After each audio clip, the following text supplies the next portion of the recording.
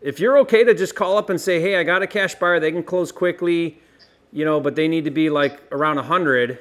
As a wholesaler and a flipper, one of the most challenging things to do is make a lowball offer to a seller or an agent. For most people, it's uncomfortable, it's awkward, it's a little scary. Maybe you're worried you'll offend the seller or the agent. If that's you, welcome to another Watch Me Wholesale Live video where you get to look over my shoulder and watch me virtually wholesale live. Get ready to learn how to make a lowball offer on the phone coming up.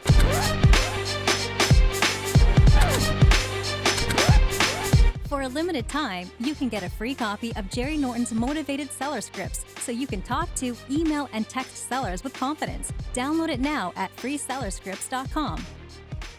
If you're new here to this channel, I'm Jerry Norton with flippingmastery.com, and this channel is all about ways to help you make money wholesaling and flipping real estate so you can live your dream life. Be sure to subscribe and turn on the bell notifications so you don't miss new videos. Make no mistake, you have to radically change your mindset around making offers. I've said this before and I'll say it 1,000 times. The reason you make offers is not to get deals. It's to uncover motivated sellers. Unless it's priced significantly below value, the only way to know if the seller is really motivated and if they'll take your low cash offer is to actually present the offer to that seller. You and I have no control over whether or not the seller will accept your low offer, but what you and I do have control over is how many sellers we give the opportunity to say yes to your low offer. Whether you're cold calling private seller leads or making offers on listed properties with agents, whatever the situation, you have to fully accept that in most cases, your offer is going to be lower than the list price or the seller's asking price. As a wholesaler and a flipper, you must fully grasp and accept with 100% certainty that your offer is the right number for you.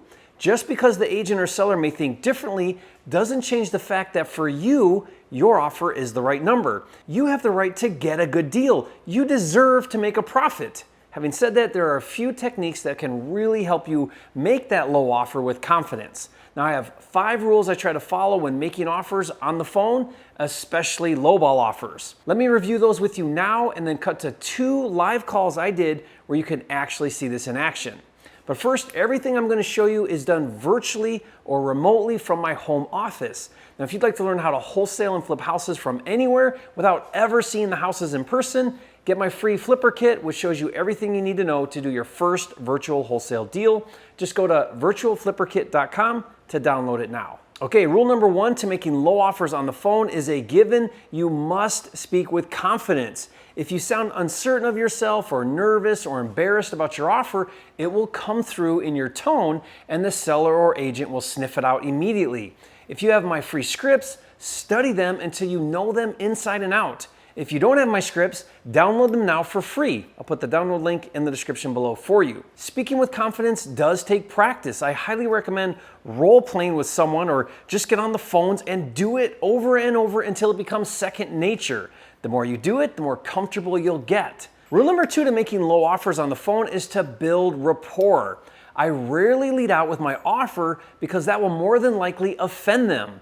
Get them to warm up to you first. Now, this is tricky because to do this right, you have to be very receptive to the seller or agent.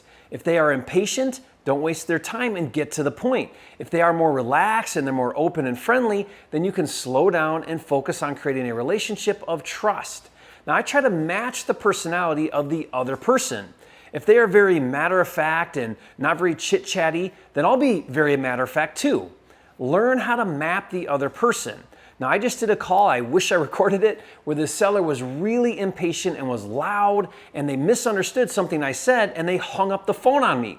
Now, I immediately called them back, and I matched his style, and I told him to let me finish and then decide. And guess what?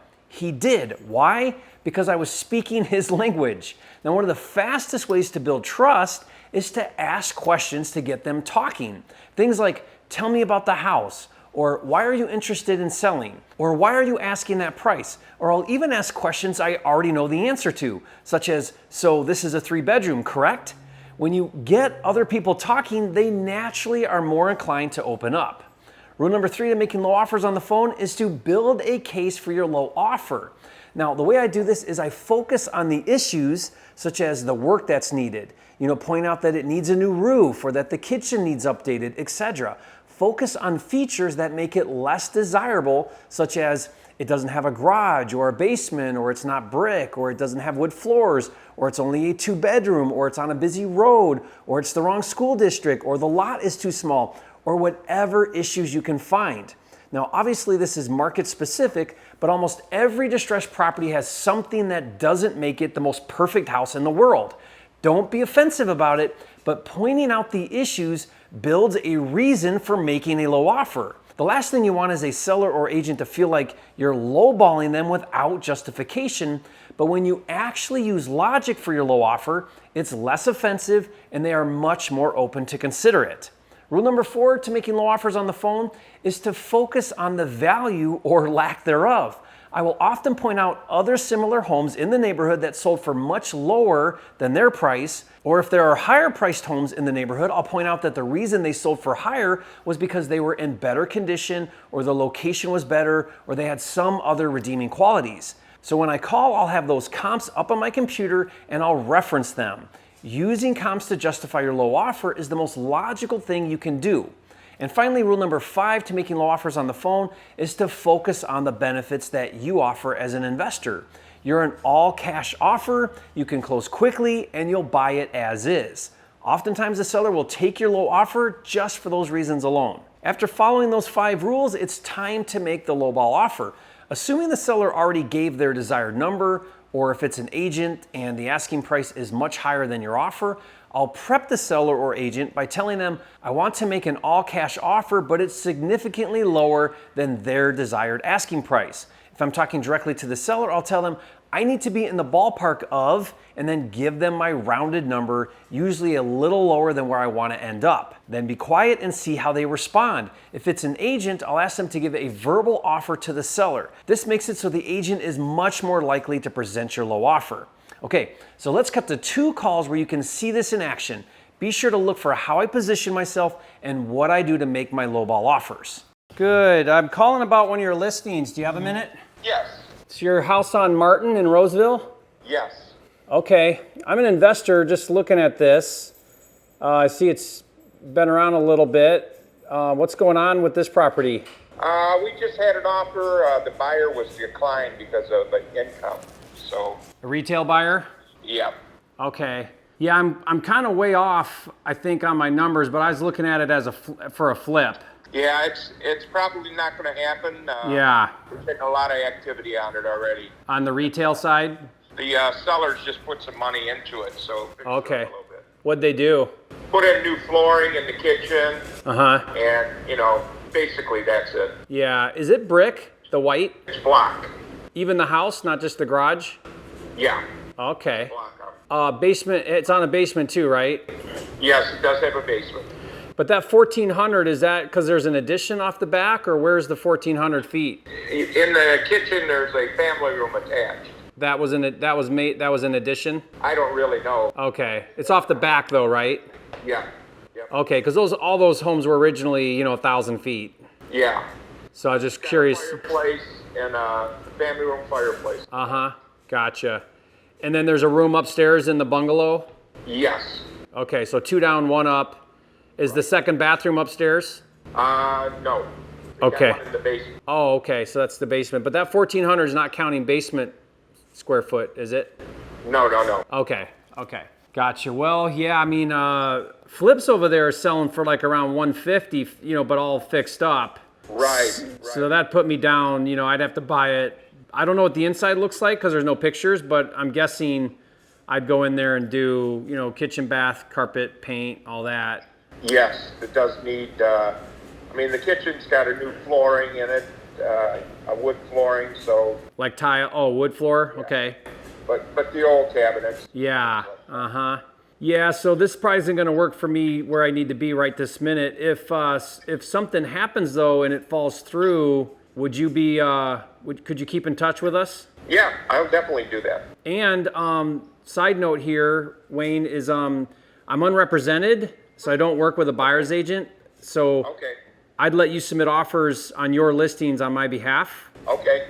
And so anything else you have, we would be interested in looking at. Okay. Or anything coming up in the future we'd look at. All right. Well, I could talk I'll talk to the seller too and see what they're thinking. Yeah, if they wanna entertain like an all cash offer, close quickly, no hassle, you know, that's me. But it's not going to be anywhere near where they're at right now. So you know, they'd have to be pretty hopped up to want to move it. Yeah. What are you thinking? Well, that's the challenge. Is I know retail's 150, and that's after spending 25. Right. You know what I mean? So I'd have to be and I shoot to make about a 15% profit's my goal after closing costs. I usually factor in a little bit of financing cost. So I mean, that's going to put me down under 100. Yeah. You know what I mean? Well, I know that they won't be there. Yeah. But I'll keep your number, and if things change, I'll give you a call. Yeah, we play the long game. So if this thing's still sitting here in 90 days and they're you know ready to go, I don't know. I don't think that'll happen. There's not enough inventory out there. But if something happens where that's the case, we're getting a lot of showings on it too. I think 2 or 3 today. So yeah, I mean, honestly, I don't see why it wouldn't hurt to just tell them you have a cash offer, even though it's super low. I think just so they kind of in the back of their mind know what that would look like. Even though I agree they'll say no. Why would they say yes to that at this point in time? But well, I'll always talk to them. If you're okay to just call up and say, hey, I got a cash buyer, they can close quickly, you know, but they need to be like around 100. If you're okay to, make a 2-minute phone call, then you could just text us back, let us know. Yeah, I'm going to do that. Awesome. I will do that and let them make up their mind. Yeah, it does, let them decide, but I don't want to waste your time, so we don't need to write up anything, but just know that if they want to entertain it, you write it, you represent me, you get both sides. That's always good. Yeah, well, I'm sure you're like me. You probably like money. Yes. For the work. What was your first name? Jerry. Jerry? Yeah. I'll keep your number, Jerry, and if things change, or if they decide, I'll give you a call. Put me down on your cash buyer A list if you got one. Okay. I'll give you a call though. Okay. Appreciate you, Wayne. Right, Thanks. thank Okay. you. Bye. Bye-bye. See how I can get him to do it still? Jeez, yeah. Yeah. That Still was get him to really do good. it. You just dance around it a Yeah. bit. Come back to it. Oh yeah. The more you say, oh, I know they're not going to take it. You're totally right. Yeah. Why would they? I wouldn't. But hey, what's it going to hurt? Finally, he's like, you know what? I'll let them decide. Yeah. Who knows? Maybe all it takes, here's what it takes. They said one just fell through. You're that seller, you're like, oh, these retail buyers keep falling through. You come in all cash, like I'm ready right now, I'll do it. One Like, more price drop where it's 129 in a month, and they're like, oh, sell our house. We've moved, it's vacant. Tired of making my payment. Yeah. Where's that cash buyer at again?